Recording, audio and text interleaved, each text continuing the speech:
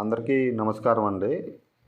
నేను భద్రాచలం టెంపుల్ గురించి వీడియోలో అయితే చూపిస్తాను. మనం చూసేది భద్రాచలం బ్రిడ్జ్ అండి. గోదావరిపై ఉన్న బ్రిడ్జ్ ఇది. బ్రిడ్జి యువతలేమో సారపాక ఉంటుంది, అవతల వచ్చేసి భద్రాచలం టౌన్ అయితే ఉంటుంది.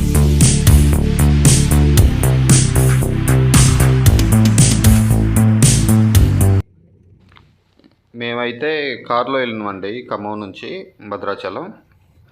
భద్రాచలం టౌన్లోకి ఎంటర్ కాగలనే రైట్ సైడ్ తిరిగితే మనం గోదావరి నదికి అయితే వెళ్తాం.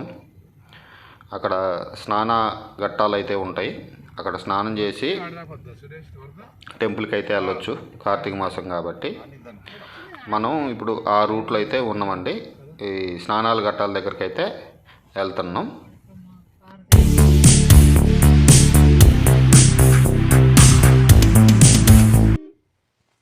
ఈ కనపడేది మొత్తం గోదావరి నది అండి. చూసుకోవచ్చు మొత్తం క్లియర్గా అయితే. నేను ఫస్ట్ టైం ఇలాంటి వ్లాగ్ చేయటం. నేను ఎట్లా వచ్చినాం కాబట్టి వీడియో అయితే తీసి పెడదామన్న ఉద్దేశం మీద పెడుతున్నా. ఇక్కడ కార్ పార్కింగ్ చేసుకొని మేమైతే నడుచుకుంటూ అయితే అక్కడ స్నానాల ఘట్టాల దగ్గరికి అయితే వెళ్తున్నామండి. ఇక్కడ దిగి కొంచెం ముందుకు నడుచుకుంటూ అయితే వెళ్తున్నాం. ఇక్కడ బోటింగ్ కూడా ఉందండి. మాకు అక్కడికి వెళ్ళాకైతే చెప్పారు. ఆ బోటింగ్ కూడా చేద్దామని అయితే అనుకుంటున్నాం. ఇది మొత్తం గోదావరి నది అండి.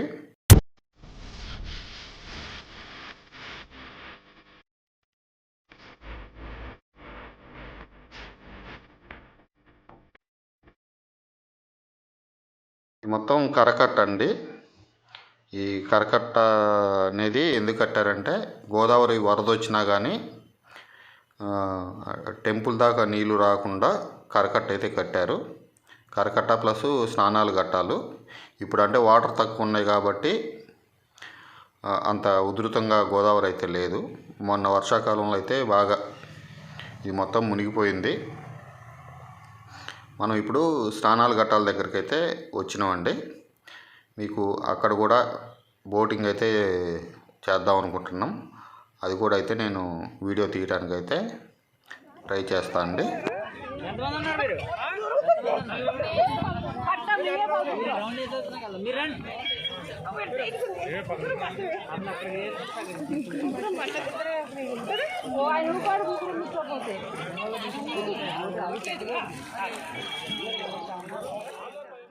ఇప్పుడైతే అంతా కలిసి అయితే ఒక బోటింగ్ అయితే చేస్తున్నాం అండి.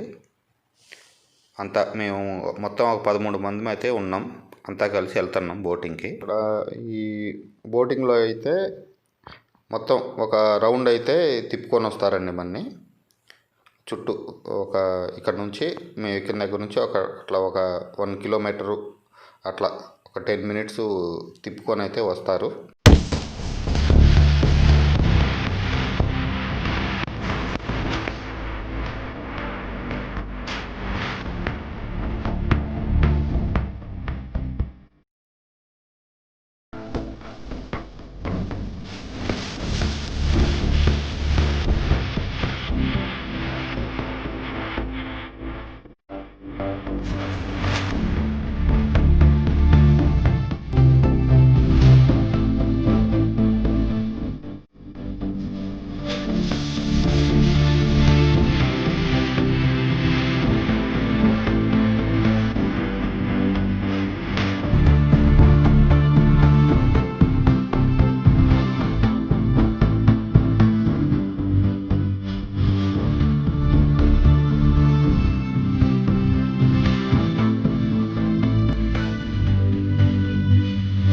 ఎవరైనా భద్రాచలం టెంపుల్కి వెళ్దాం అనుకునే వాళ్ళు అయితే ఈ బోటింగ్ కూడా చేయొచ్చండి మంచిగా.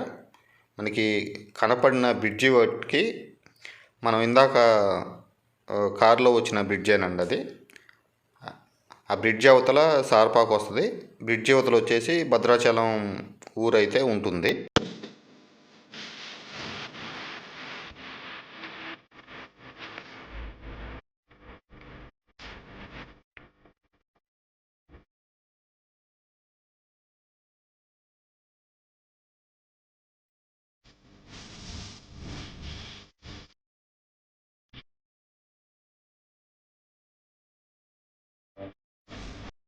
బోటింగ్ అయిపోయిన తర్వాత గోదావరిలో అయితే అందరూ స్నానం చేసినామండి.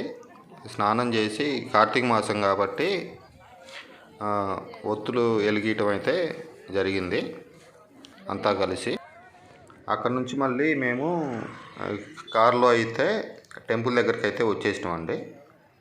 ఇప్పుడు మనం చూసేది మొత్తం ఇక్కడ కార్ పెట్టుకోవడానికి పార్కింగ్ ఏరియా ఇది.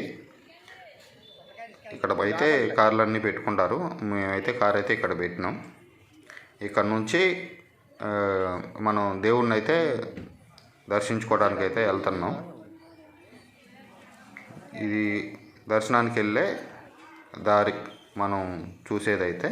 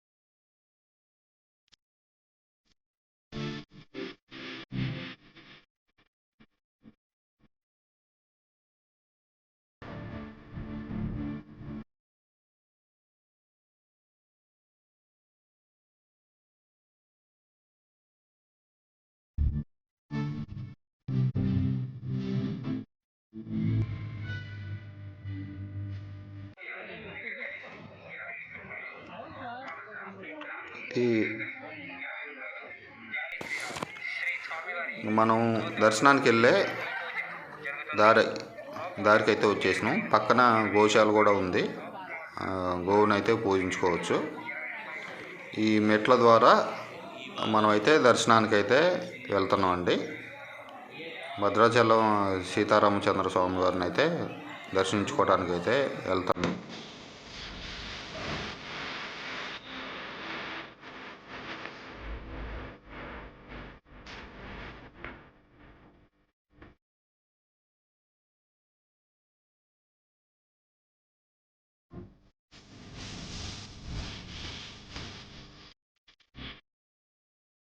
అయితే ఇప్పుడు గర్భగుడి బయట అయితే ఉన్నామండి. ఇది చూసుకోవచ్చు టెంపుల్. గర్భగుడి బయట అయితే ఉన్నాము. ఇక్కడ కార్తీక మాసం కాబట్టి దీపారాధనలు అయితే బయట చేస్తున్నారు. ఇప్పుడు మనం చూసేది మొత్తం టెంపుల్ బయట అండి. దీని తర్వాత దర్శనం టికెట్లు కూడా ఉంటాయి. మేమైతే స్పెషల్ దర్శనం టికెట్లు అయితే తీసుకున్నాం. ఇప్పుడు నెక్స్ట్ అది కూడా చూపెడతాను. కాకపోతే టెంపుల్ లోపలికి అయితే కెమెరాస్ అయితే అలౌ లేదండి. దర్శనం వరకు అయితే క్యూ లైన్ వరకు అయితే అలౌ ఉంది. అంతవరకు అయితే నేనైతే వీడియో తీశాను. ఇది మొత్తం టెంపుల్ బయట అండి. ఒకసారి క్లియర్గా అబ్జర్వ్ చేసుకోవచ్చు. బయట ఈ విధంగా ఉంటుంది. ఇది దర్శనానికి క్యూ లైన్ అండి. మాకైతే ఒక 10 minutesలో అయితే దర్శనం అయింది. మళ్ళీ మనకి నెక్స్ట్ వీడియోలో వేరే వీడియోతో మళ్ళీ మీ ముందు ఉంటాను.